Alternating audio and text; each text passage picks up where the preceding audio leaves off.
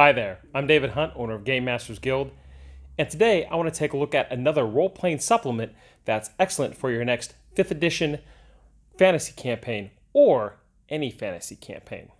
And that is the Roll and Play Fantasy Character Kit by Roll and Play Press. Now, they intended for this to be kind of a general use supplement for your 5th edition campaign or any fantasy campaign.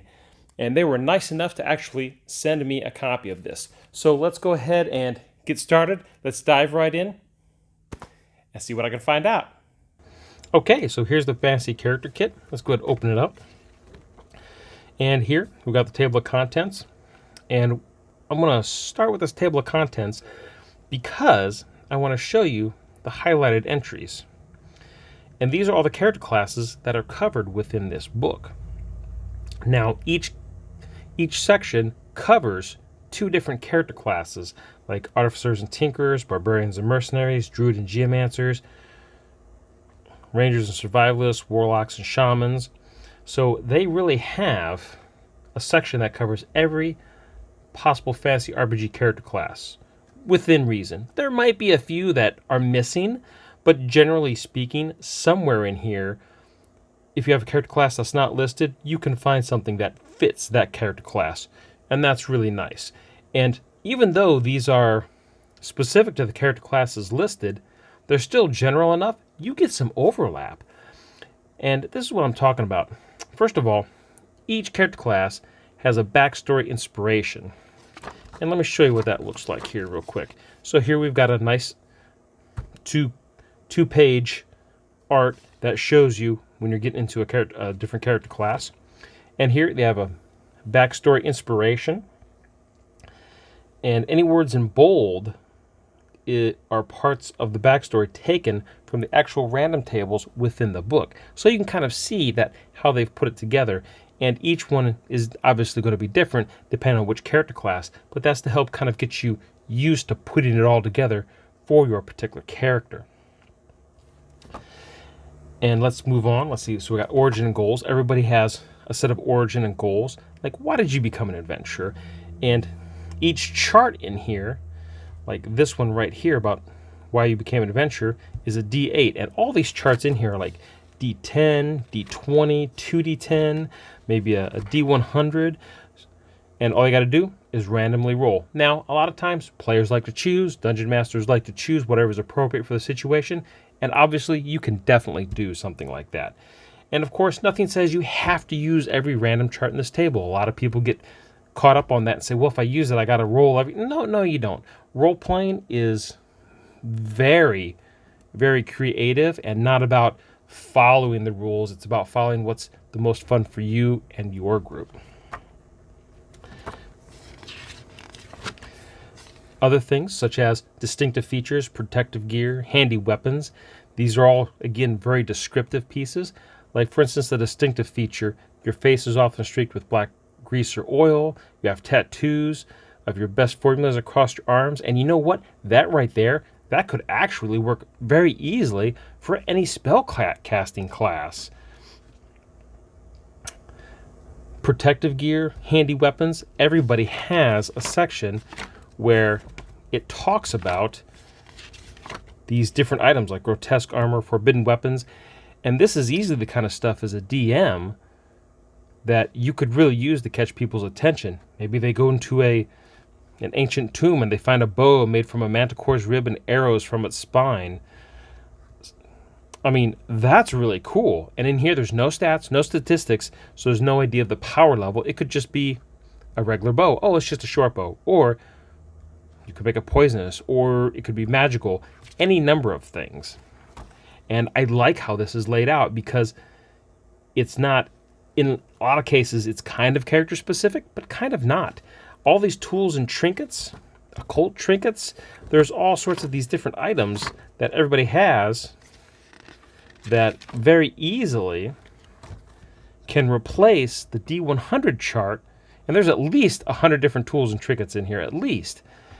And they could very easily replace the tools and trinkets in the player's handbook if you really want some different items. And again, these these charts in each section are geared specifically for that character, but again, you could really use it for anybody. And other things such as, well, as a matter of fact, coming back to table contents and looking at each character class, you can see there's a lot of similarities.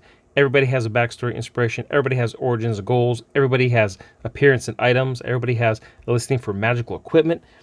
But then you get more unique, such as sorcerers and wild mages, meta magic displays. How does that look? Or spiritual weapons, or mercenary clans for a barbarian or mercenary. And these, let's see here. Let's look at the bards here, like musical instruments, extravagant magical weapons, magnificent magic items, an orb holding a golden eye once a day could be used to scry, bardic spellcasting, like you drink from one of the many elixirs that grant you strange temporary powers, or you strum a chord of creation, briefly altering reality. Well, let's go back here to the Artificer and Tinkerer. When they fire off their spells, maybe they use the implant in their head to manifest their thoughts, or they adjust the dials of their arcane blaster and pull the trigger. And that's kind of cool with the spell casting, because if you watch a lot of shows like Lord of the Rings, Doctor Strange, the TV series The Magicians, Supernatural, Harry Potter, everybody has their own very magical style. And this kind of helps make that more pronounced. So as a DM, you could kind of push that descriptive nature by using it yourself and encourage your players to, do that as well. I know sometimes my players occasionally do when they're really super getting into it or something important's happening, they're describing it, or sometimes I'll say, describe how you're casting the spell. Just for fun. Just for fun. I don't make them sweat about it. I say, oh, it's just for fun. If you want to do it, you can. Or sometimes, if a player's delivering the final blow to an enemy, I say, oh, describe how you do it, because it really doesn't matter, but it's just fun and it gets people into the mood. And I like how they've organized this. It's very clear cut. It's very easy to use.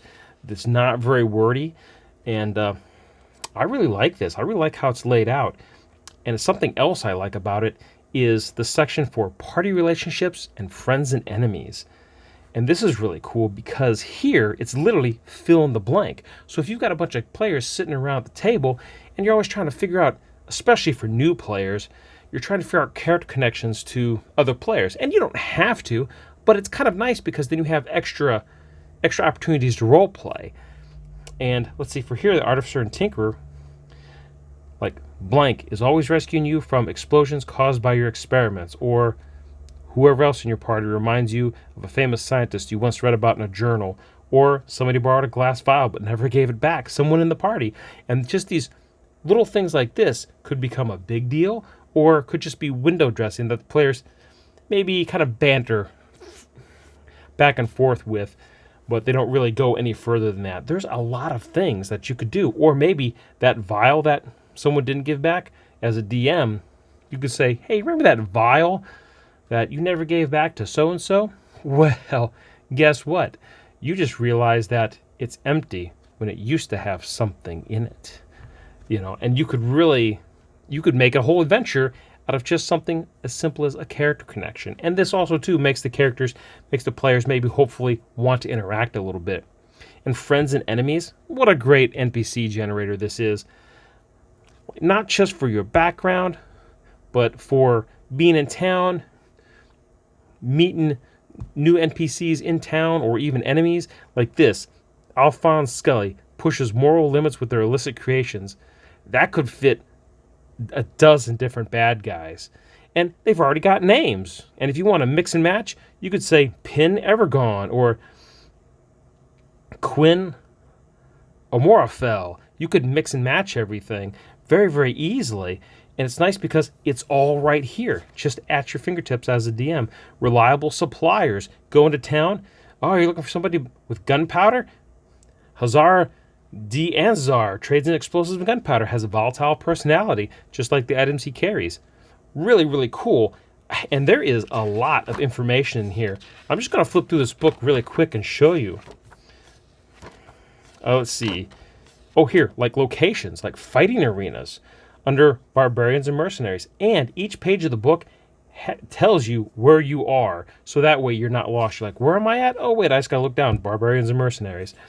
Let's look at rage manifestations. You begin sweating uncontrollably, wetting your clothes and hair. Your pupils become clock faces and count down until your fury subsides. Radiant arcane tattoos light up on your skin. There's a lot of very interesting different ways that you could go to describe someone's rage manifestation. This is great. Oh, of course, more relationships, actual city contacts. I mean, spectacular costumes. And this, if you have an NPC that needs to look a certain way and you don't know what to do, again, you come down here. He wears oversized white blouse with recently patched dark trousers. Or if your players don't know how they think their character looks, you could use the distinctive features and the spectacular costumes. There is so much here to choose from. It's almost ridiculous how much is in here. And at first it doesn't seem like a lot, but once you really start flipping through it, you realize just the sheer amount of material that's here. And it doesn't just, this kind of stuff doesn't just make your players more interesting, but it really can round out your NPCs and make them more interesting and detailed. Hallowed magic items, God-blessed magic items, spiritual weapons, the form that your weapon takes. Your guardians have the appearance of. Quotable proverbs, that's cool. Gods worthy of devotion. If you need more gods, obscure gods, here it is. Daily rituals, here it is. There is a lot of neat stuff in here. Safeguarded sites for druids. Let's pick something here. This rocky basin is surrounded by huge mountain ranges on all sides. Thunderstorms are prevalent in this spot and is extremely rare for a night to pass without an awe-inspiring display of lightning and green aurora illuminating the dark sky. Man, I just want to have an adventure in that area. You could literally go through and have an adventure in each of these areas because they're worded so well. And I think that's another thing I like is even though everything is short and to the point, everything means something. And that's what I really like about this. And when they originally sent me this book and they reached out to me and sent these books, I was like, yeah, I'll take a look at them and see, and we'll see what I like about them and what I don't.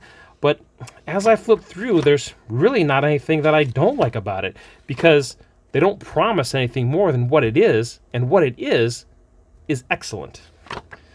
I really like this a lot. And, the art is pretty cool. It's really nice, and they got just enough to kind of make it cool, and I like it that each page is kind of a different shade. It's not monotonous flipping through it, and you don't get lost kind of in a page. I really like this. And something else that I like too is I'm actually going to have to flip back up to the very front of this book just to show you. In the introduction, they actually have, and I may have said this already, I'm not sure, but they actually have in the introduction, they tell you how to use this particular supplement. And sometimes supplements don't tell you how to use their charts and tables or just the whole book in general. And no matter what this says, though, remember, as a player, as a DM, you don't have to use everything that a supplement has to offer. And feel free to mix things around as you want to. You don't have to roll randomly to pick a name. Sometimes picking is just as fun. But sometimes randomness is the spice of life. And I got to tell you, this book, pretty spicy. And as a player, especially as a DM, this is a powerful tool. And for players, it's great inspiration. But this is almost to me more of a DM gem. This is really great for a dungeon master.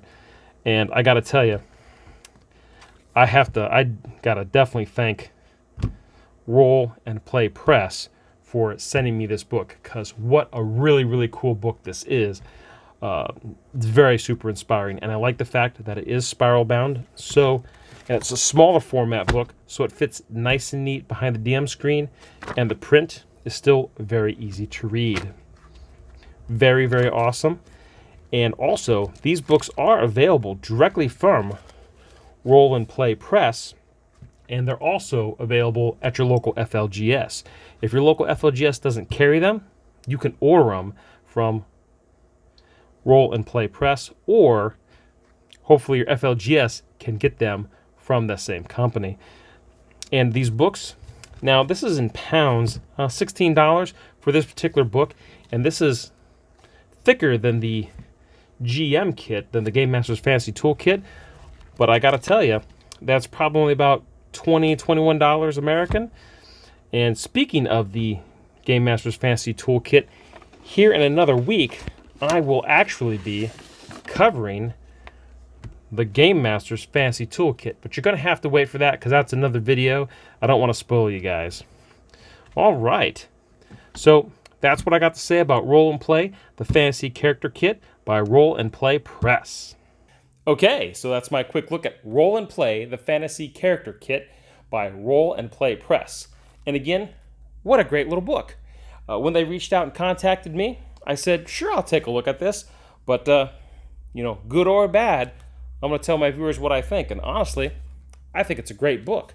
And I like the fact that it's spiral bound, it fits easily behind a GM screen, and seems durable and sturdy enough to be passed around the table to all your players. And I like the variety of charts. I think it's really great. And it's nice because even as a DM, you can kind of pick and choose some of these tables that you use. And even as a player, fleshing out your character, you don't feel compelled to, once you start, you have to go through all of them. Nah, but it's great if you need to just flesh out your character or your NPC, just to add that little bit of extra detail, especially when it comes to maybe how you feel towards other players and you're trying to get some of that RP going, but you really don't know exactly how to make those connections. And in here, in the different character classes, with those quick charts, it's got that. And I think, what a neat idea, what a cool idea. And it's nice because it's not overdone, it's not a big, thick, bulky book. It's practical, and it's useful, and the price is just right. So if you get a chance, go down to your FLGS and see if they have this Fantasy Character Kit by Roll and Play Press. If not, see if they order it for you. And just like your FLGS, come down to Game Masters Guild and see, if you're interested, we'll see if we can't get some for you.